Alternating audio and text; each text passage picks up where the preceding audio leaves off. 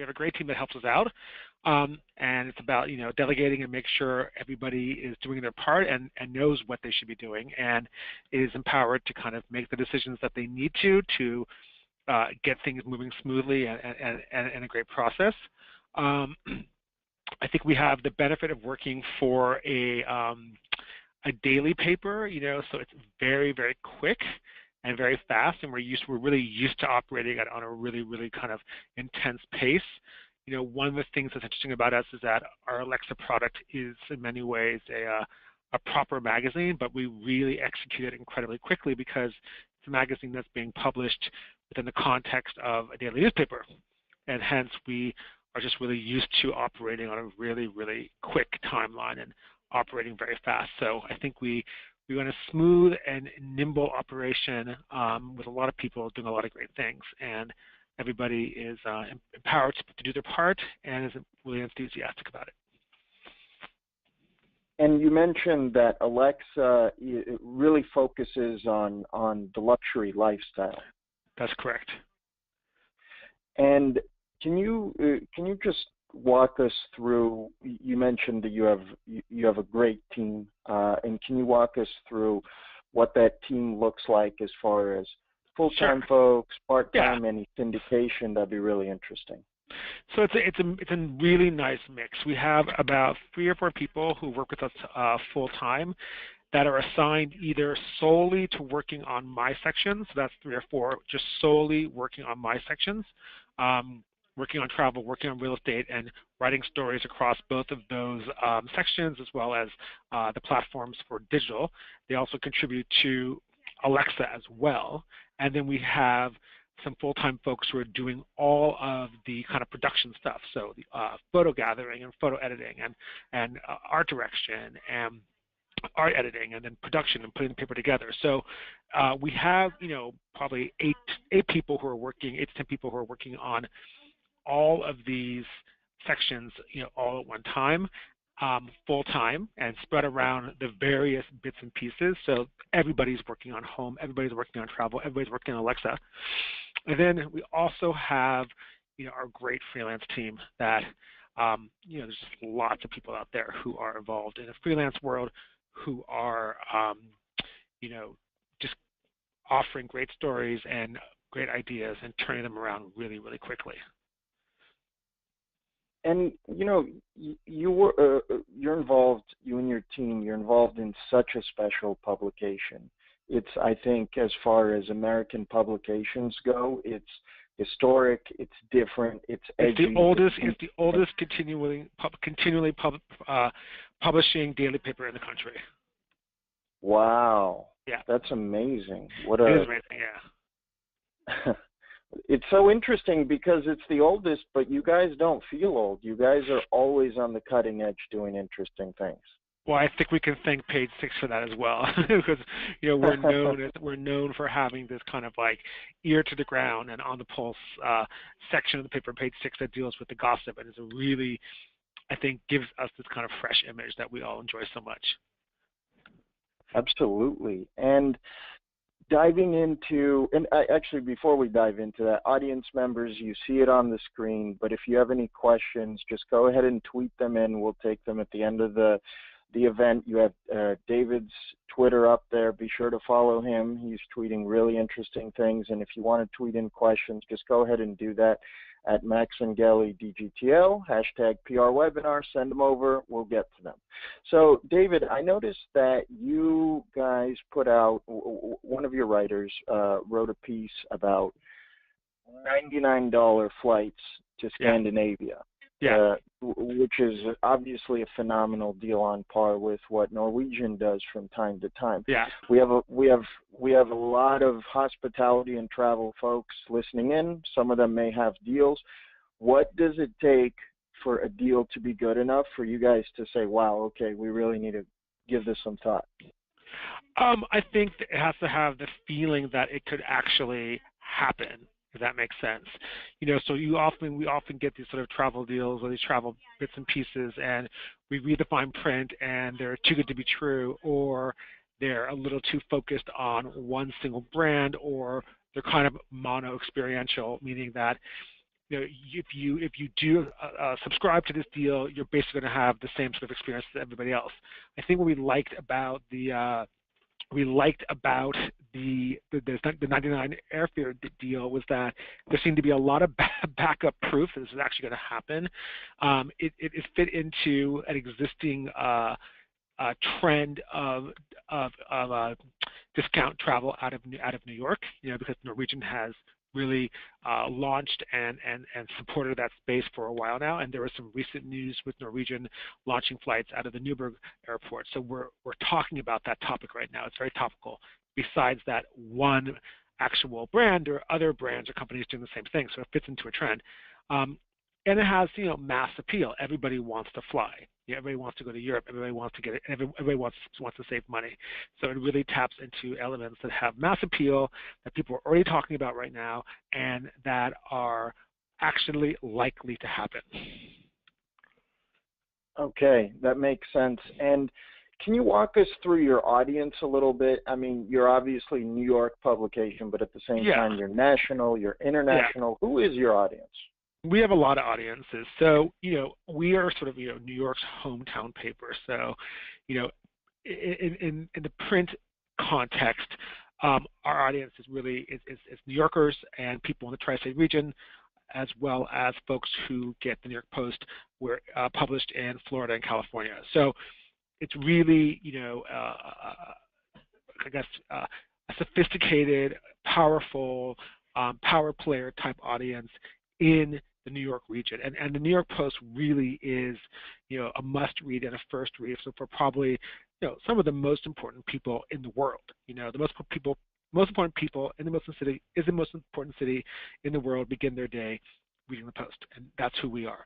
I think what's great about the Post is that folks who might read, say, the Times religiously, the New York Times, they probably only read the New York Times, or they read the Wall Street Journal, they only read the Wall Street Journal. I think the Post is the kind of paper where it's great because you can start your day reading the Post, but then move on throughout your day to a broader media diet, and the Post really fits in nicely to that. It's something you can start the day with to get all the news really wonderfully digested and processed, and then you can go and get sort of bigger stories from the other guys. On the web, most of our readers are not from the New York area. They're mostly from outside the New York area, and also there are quite a few, really a large percentage of international readers.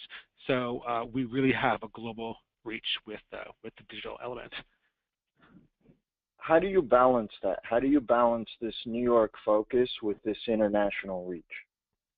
I think it's sort of it's best expressed in the difference between what goes online and what goes in the paper. I think things in the paper generally tend to have more of a New York focus, and they really have to have a strong and direct New York connection. Things online can be a bit more general and can be a bit more talking about things happening around the world, or even they don't necessarily have to have a New York connection. They can just be really interesting, but still have that kind of New York Post razzmatazz, if you know what I mean.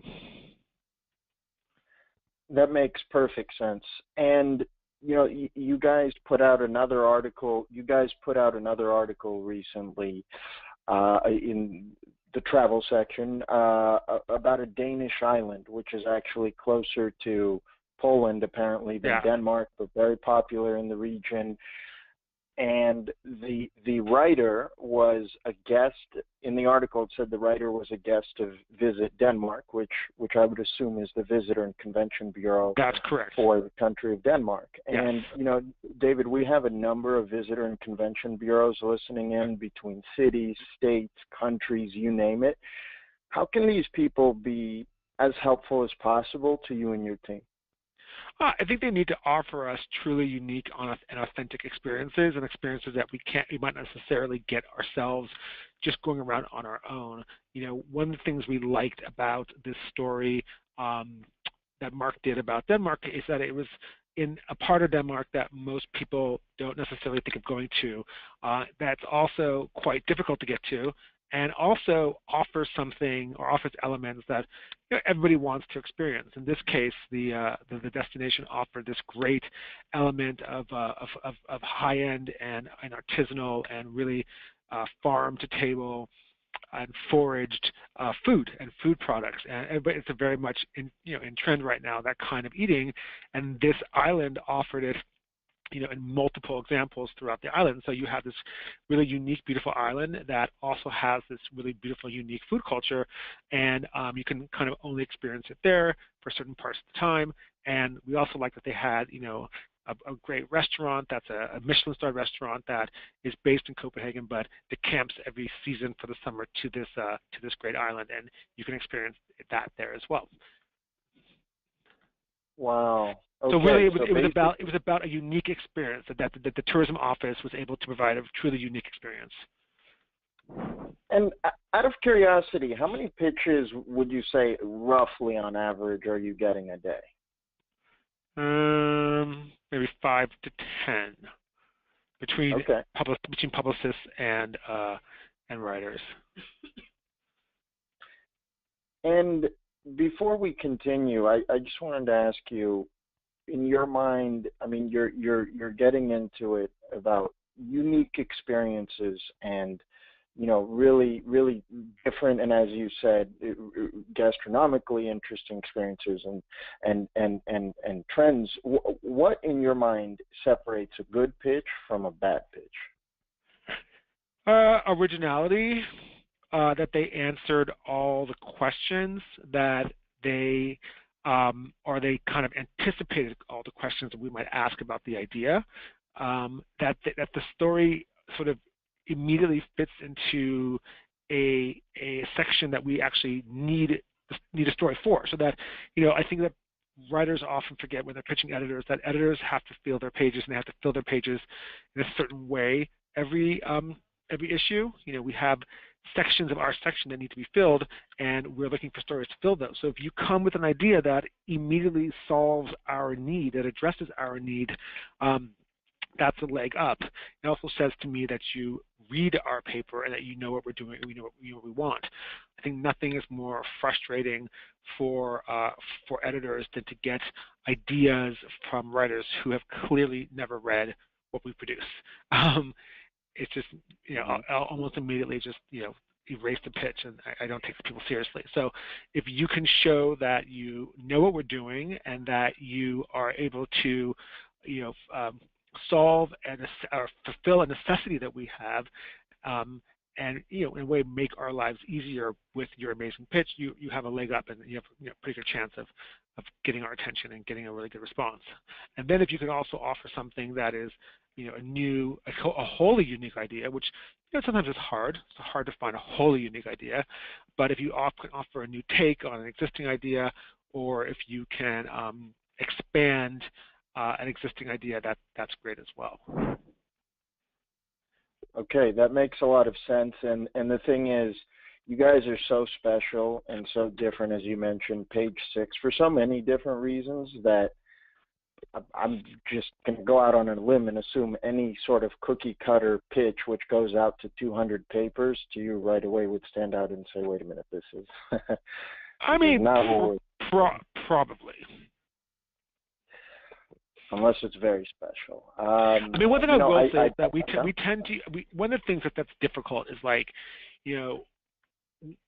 I think also is that, and this is a bit unfair, is that we tend to use a lot of the same writers because we know that they just know what they're doing.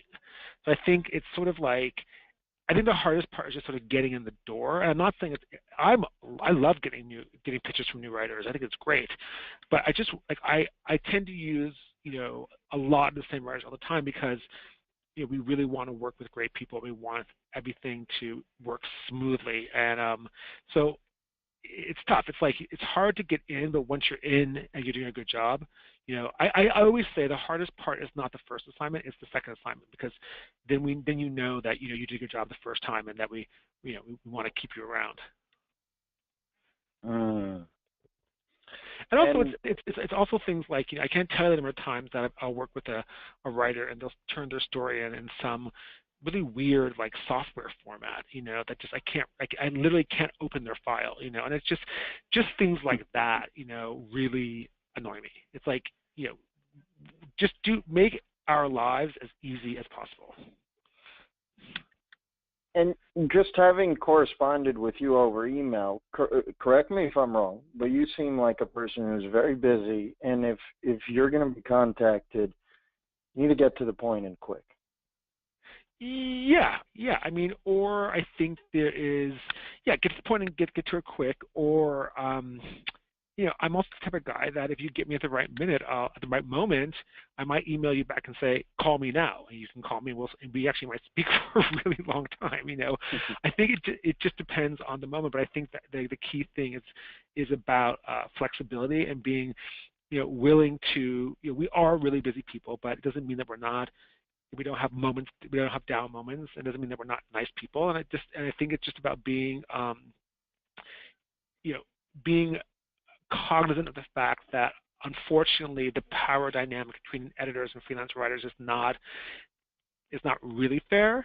And you guys are going to have to do a little bit more work to get our attention in the beginning than us to get your attention. And it's not fair and it's not nice. And hopefully we're along the way we're being as professional and as kind as possible. But be cognizant of that and sort of work within that structure and make that structure work for you.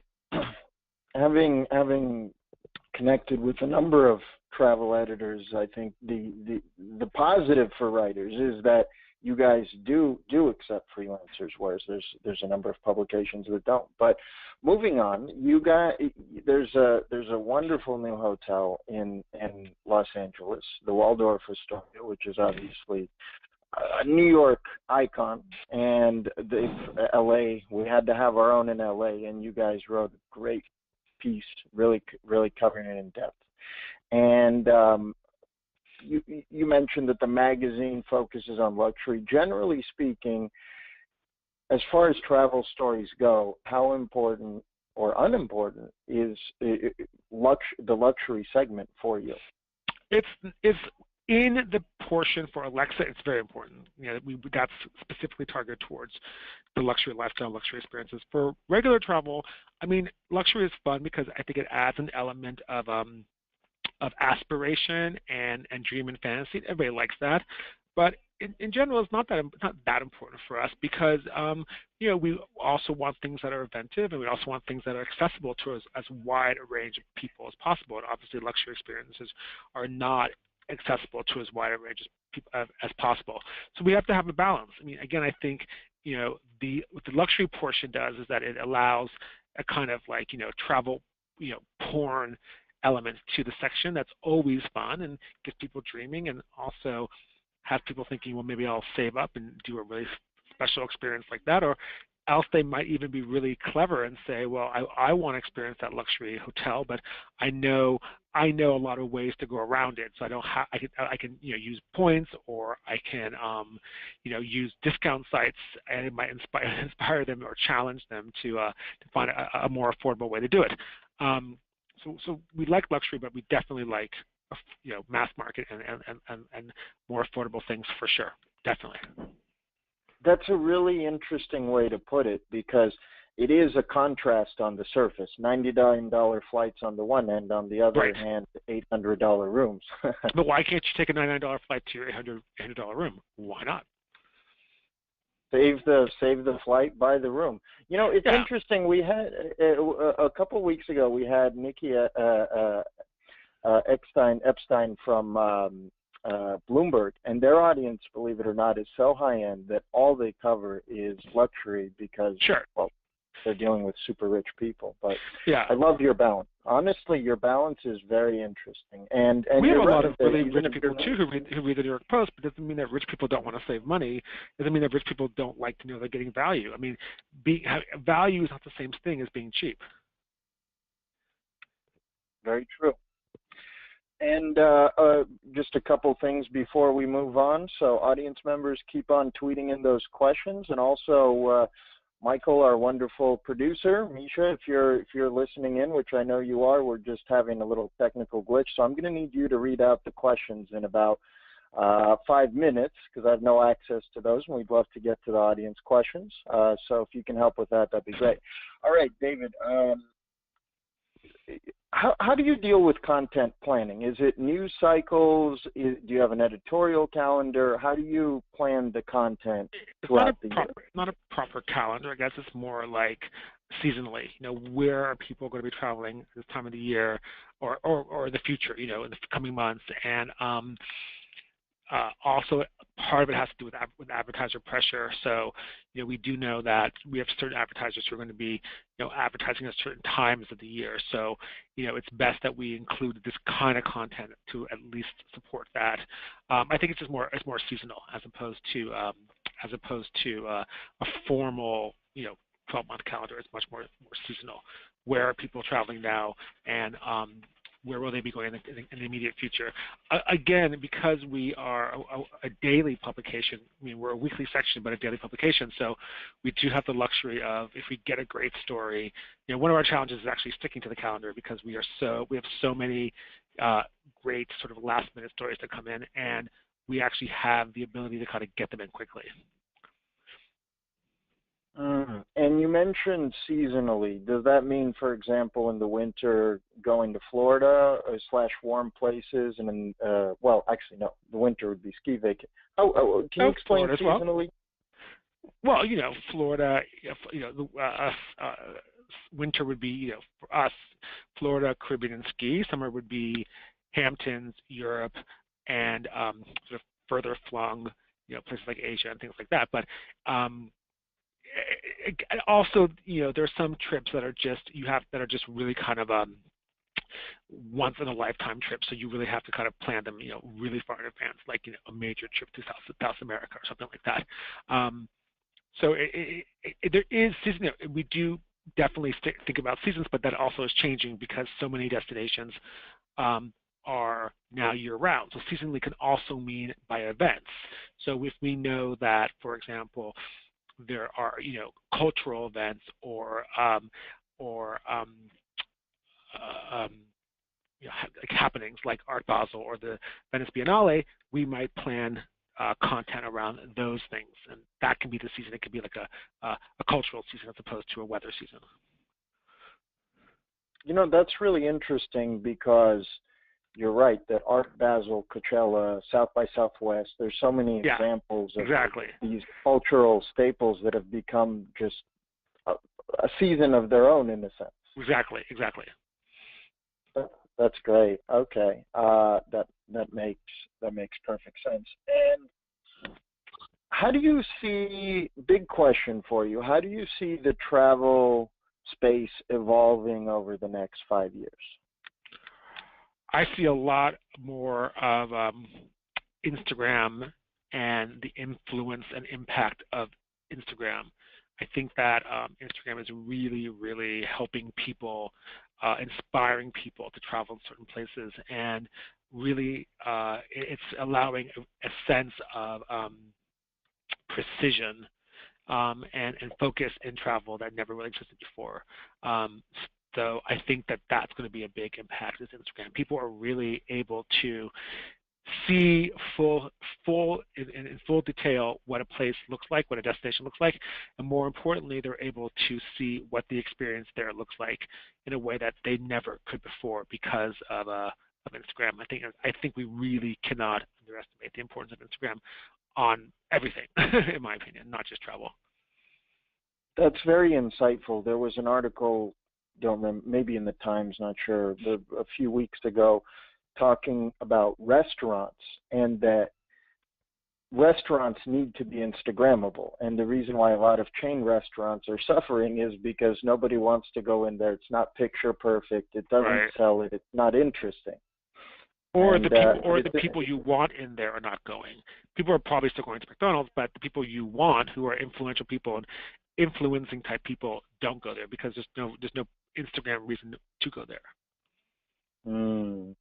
It's interesting what you're saying about Instagrammers kind of opening a world of possibility, and then on top of it, there's certain places which may have been somewhat dangerous in the past, but now they have Uber and everything's fine.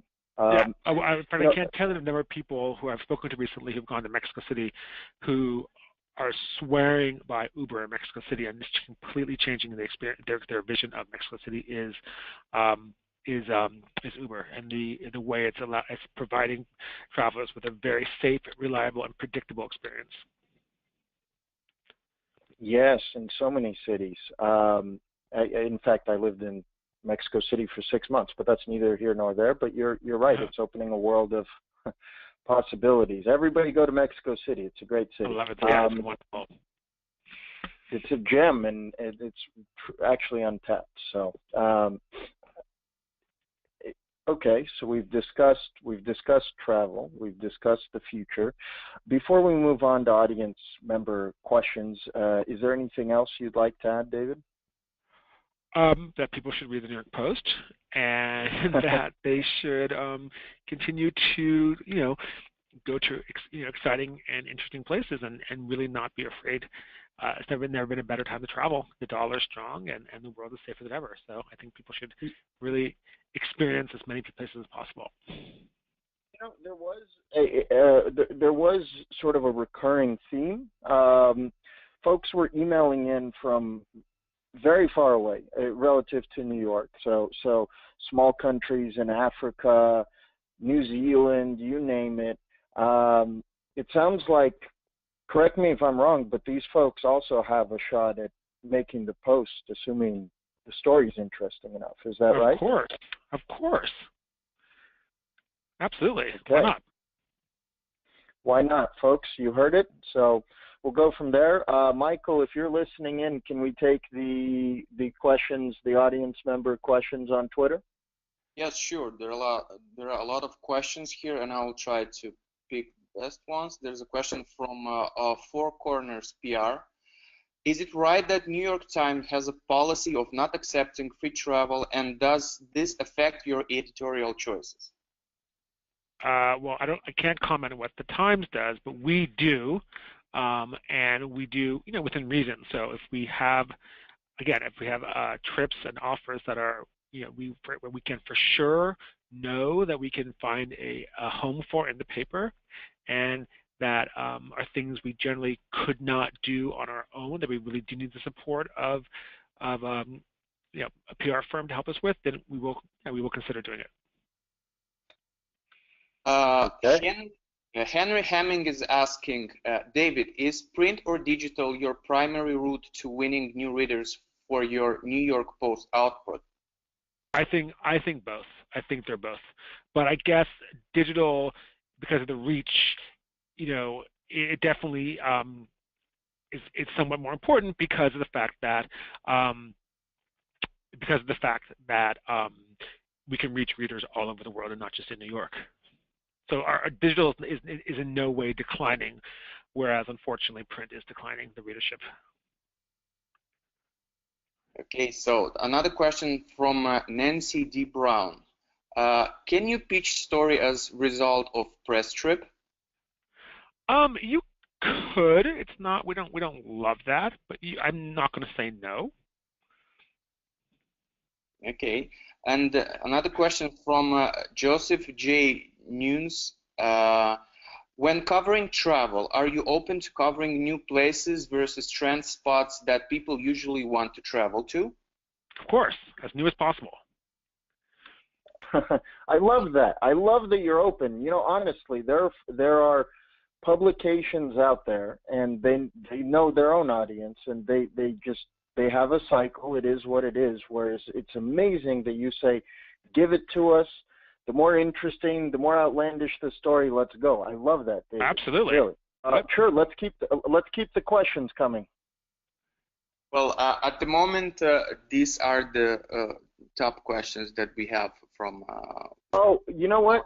That's great. Actually, David, I saw a question come in about ecotourism over email, and could you maybe walk us through specialty tourism as far as eco? You mentioned, farm to table, and just what your take is on all of these sort of there's culinary tourism, and of course we're really interested in arts-based tourism and cultural tourism. Things that might tie into cultural events or new cultural destinations, which we always love. I think that is also family travel, and we're seeing a lot more stories about, you know, usually you see family travel as when the stories are the parents or the kids are a bit older, but we've been seeing a lot more stories about sort of younger people traveling. We have a writer, for example, she's a single mom, and I think her daughter is like not even 2, and she's writing for us all the time about taking her daughter all over the world. So we love that. We also like sort of we call strategy stories. So we did a story recently about how to avoid Airbnb pitfalls. So those are stories, to have like a strategy component to them, and how to make the most out of an experience, or how to make the most out of the money you're spending on the experience.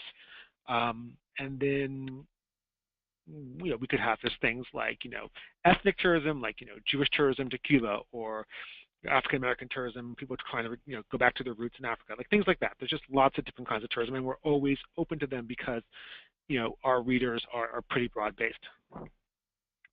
Okay, you mentioned a number of different types of sort of segments of travel, such as family travel, and we do have some amusement park folks listening in. There's obviously many, many amusement parks in the U.S., let alone around the world. How can an amusement park stand out? And I may offer you guys something different than, hey, we have roller coasters. Well, what's new? What might appeal to our readers, especially if they have to travel there, and how they differentiate themselves from other amusement parks, if they're, say, open all year round as opposed to being open in the summer, and I think also what is also in the area, so that the actual experience is not just of going to the amusement park, but it could be, partnering with a foodie destination, or country fairs or things like that.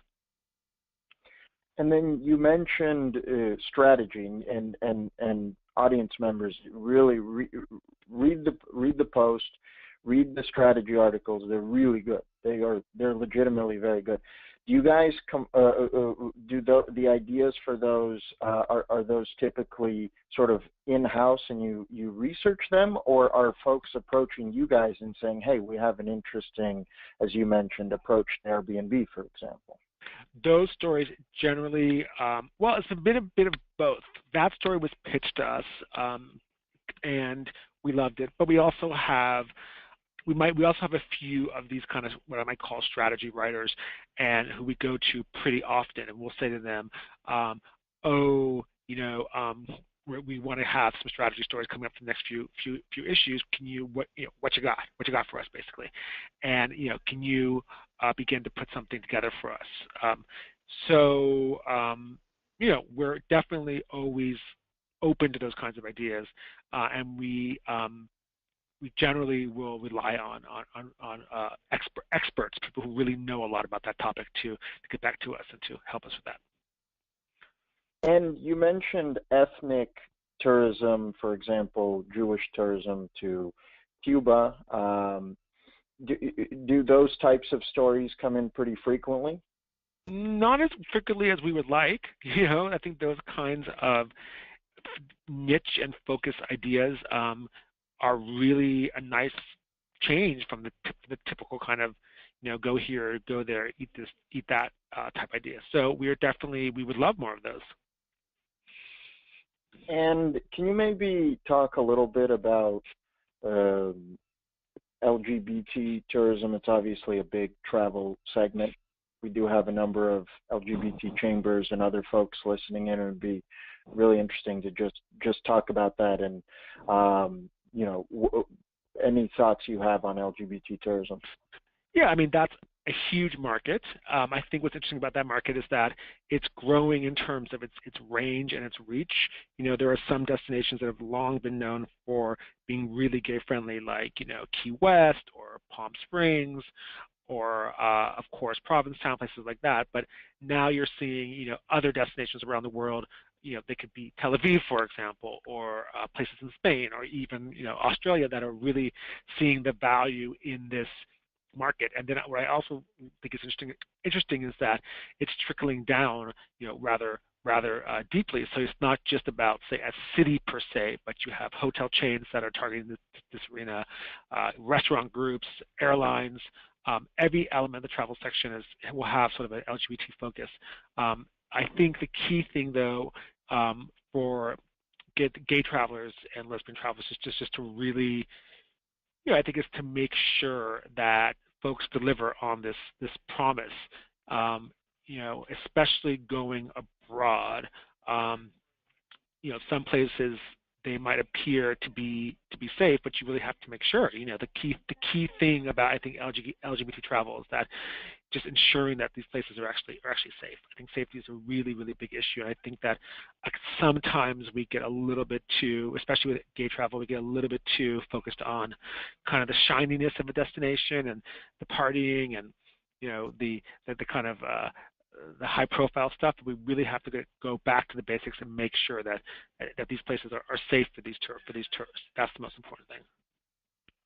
Speaking of safety, I speak Russian in addition to English, and Russia has sort of proudly declared itself very LGBT unfriendly. Absolutely. And, being in the U.S., I thought that maybe Americans know about it and aren't very happy, but honestly, traveling around the world, when people find out you speak Russian, one of the first things they say, particularly in Latin America, is, oh, they don't like, LGBT folks. It's very well known. It's fascinating how they made that move, but I don't know about you, but I don't know if they really anticipated just the level of negative response around the world.